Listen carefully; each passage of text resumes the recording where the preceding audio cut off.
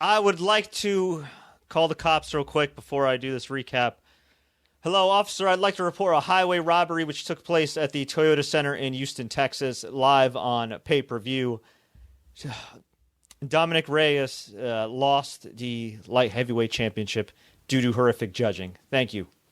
Oh, hey, everybody. Fred Richani, TSC, your home for sports news updates, interviews, and everything in between. If you're new here, please consider subscribing. We just watched one of the best light heavyweight title fights in a long, long time. Dominick Reyes, this guy, a stud, somebody that's been knocking people out, looking pretty good in small doses, 12-0, coming into this fight against the greatest of all time, Johnny Bones Jones. And on paper, it seemed like a recipe for disaster for the guy because inexperienced, Jon Jones has fought on paper, tougher guys. He's the consensus greatest fighter ever. He's trying to make history, breaking GSP's record for most title fight wins. They were tied at 13. But to my surprise and everybody's surprise, Dominick Reyes came in there and he said, you know what?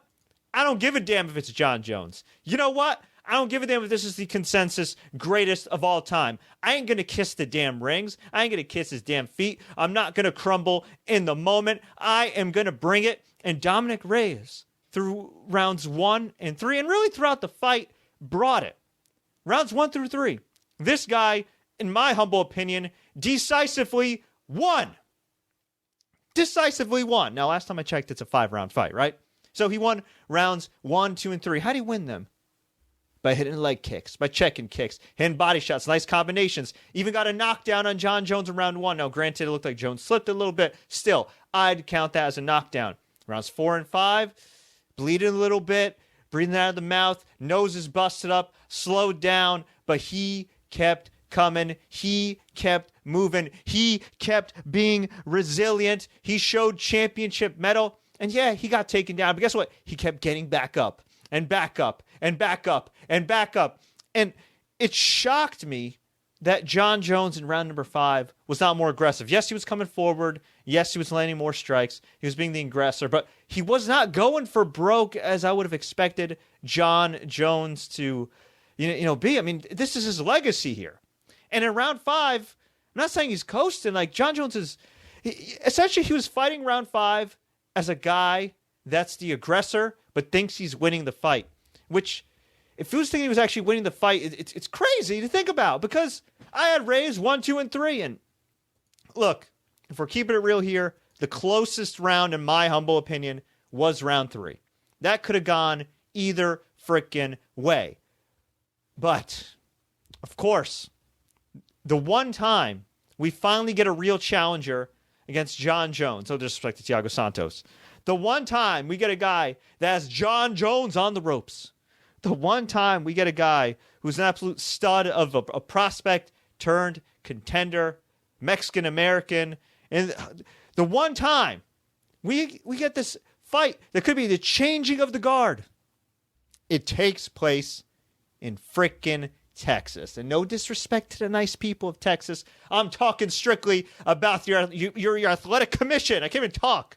Okay, the same athletic commission that for years was a haven for dudes to not get drug tested or drug tested as stringently. The same commission that for years has had various judging and officiating mishaps, let alone tonight with some of the decisions that were made.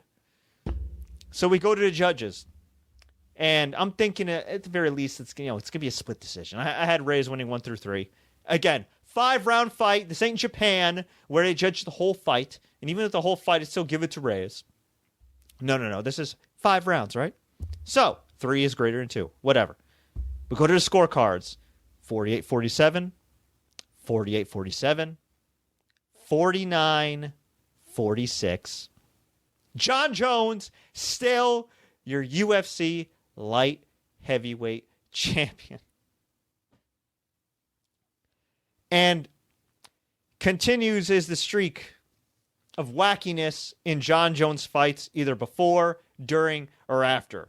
Whether it's a wacky drug test, whether it's moving a venue, whether it's an accidental eye poke, whether it's a awkward decision with the Santos fight, whether it's kneeing Anthony Smith, whatever his name is, on the ground, and now this. look, it's legit. Jon Jones is the best fighter of all time. He's also been linked to PEDs, and he's also not been the best person outside of the octagon. Guess what?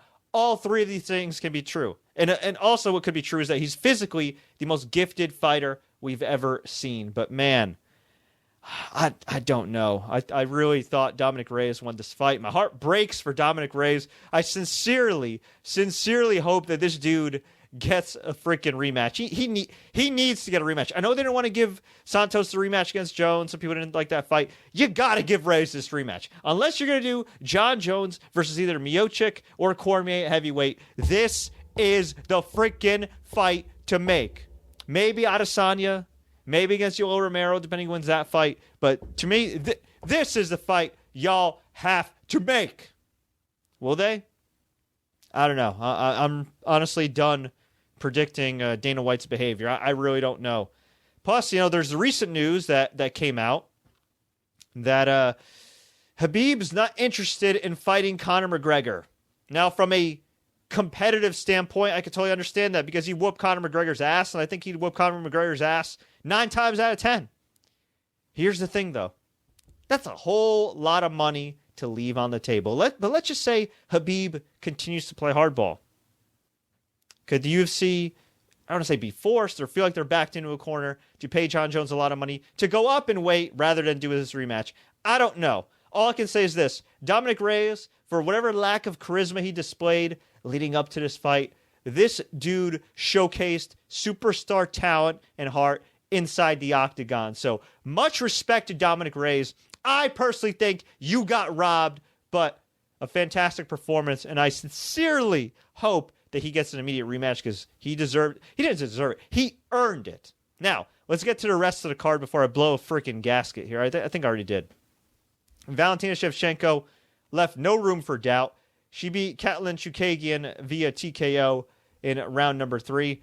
Got her in the crucifix position, battered her, bludgeoned her, and that was that. She's still your flyweight champion. We had Justin Tafa defeat Juan Adams via TKO. Vicious punches in round number 1.